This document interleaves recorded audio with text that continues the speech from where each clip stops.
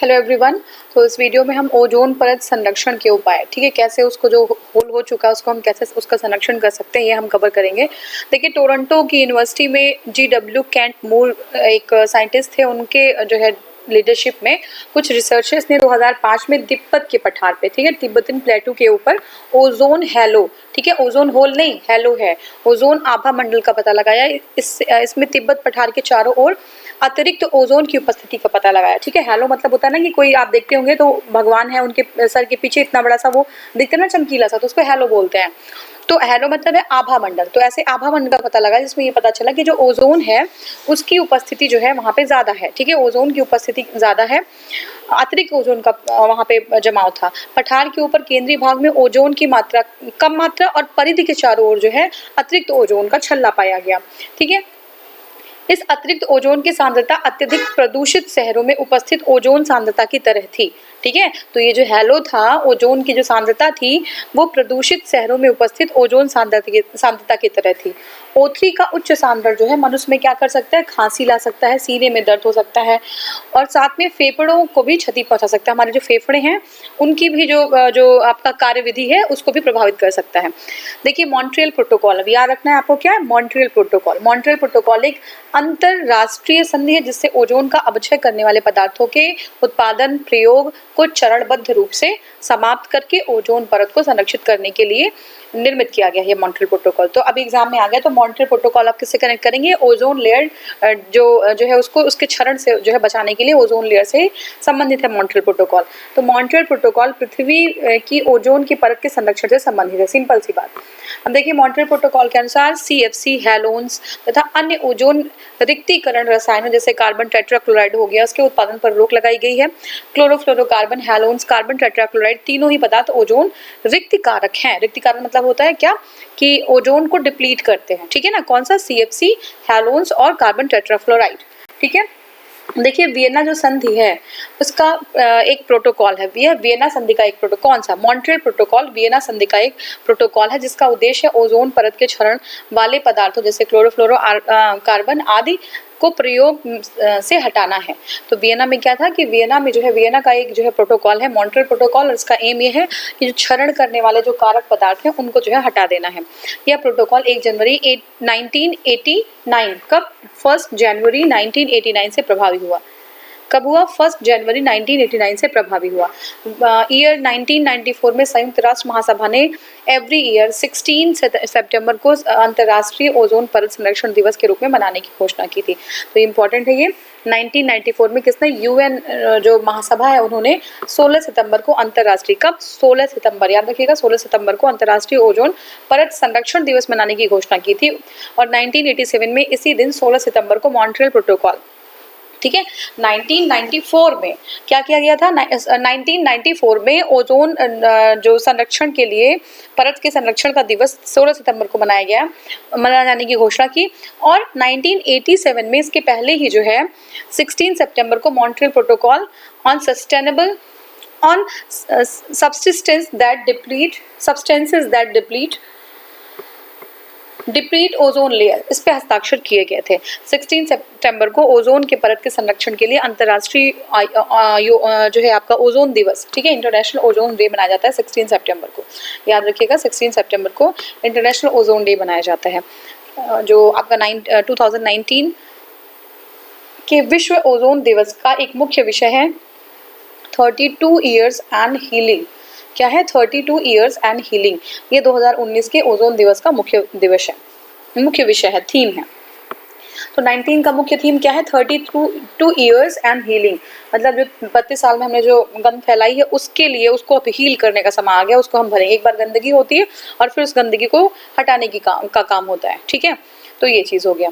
और जबकि 2018 का जो विषय था वो क्या था, keep cool and carry on the Montreal protocol. क्या था, keep cool on and carry on the Montreal protocol, ठीक है। नेक्स्ट हमारा निम्नलिखित पदार्थों में से कौन से ओजोन रिक्तीकरण, कौन सा जो है ओजोन रिक्तिकारक है, मतलब ओजोन को कौन डिप्लीट कर रहा है। तो क्लोरोफ्लोरोकार्बन बिल्कुल हैलोन से, और कार्बन टेट्राफ्लोराइड क्लोराइड है इसमें, कार्बन टेट्राक्लोराइड। तो ये सारे जो है ओजोन लेयर डिप्लीटिंग सब्सटेंसेस हैं। टेट्राक्लोराइड क्लोरोफ्लोरोकार्बन, हैलोन्स तीनों ही हैं मॉन्ट्रियल प्रोटोकॉल के अनुसार, CFC, हैलोन्स। और अब याद रखिएगा एग्जाम में पूछ लिया मॉन्ट्रियल प्रोटोकॉल के अकॉर्डिंग कौन सा है, तो ये CFC है, ठीक है, हैलोन्स है और ओजोन, अन्य ओजोन रिक्तीकरण रसायनों जैसे कार्बन टेट्रा क्लोराइड के उत्पादन पर रोक लगाई गई है। नेक्स्ट क्वेश्चन है, निम्न में से किसने तिब्बत के पठार के ऊपर 2005 में ओजोन आभा मंडल, ओजोन हैलो का पता लगाया? तो ये कौन थे?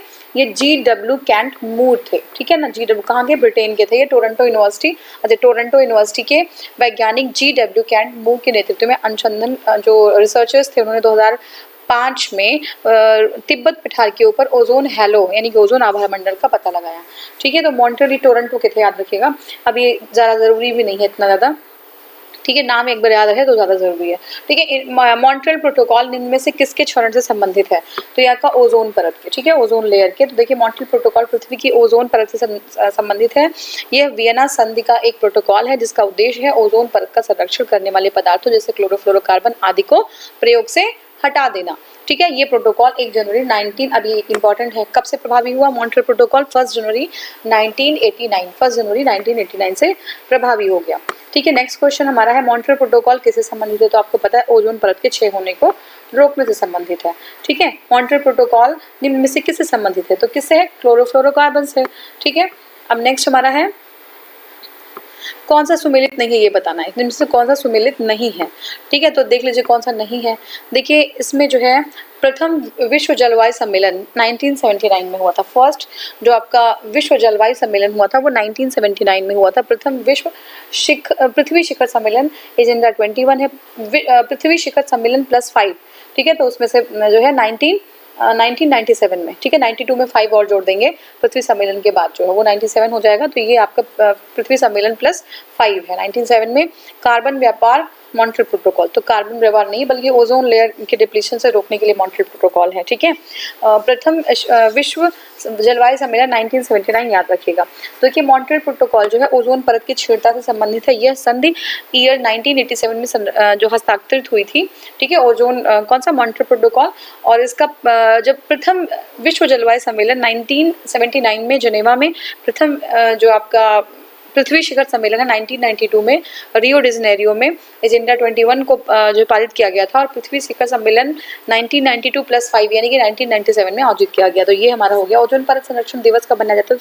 16 सितंबर को, ठीक है। 1994 में संयुक्त राष्ट्र महासभा ने प्रतिवर्ष 16 सितंबर को, कब? 1994 में 16 सितंबर को अंतर्राष्ट्रीय ओजोन परत दिवस के रूप में मनाने की घोषणा की थी।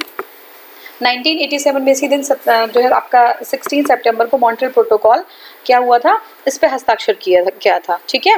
2019 में ओजोन दिवस का मुख्य जो थीम था वो है 32 इयर्स ऑफ हीलिंग, ठीक है। 18 में है keep cool and carry on the Montreal protocol, ये था, ठीक है। नेक्स्ट हमारा है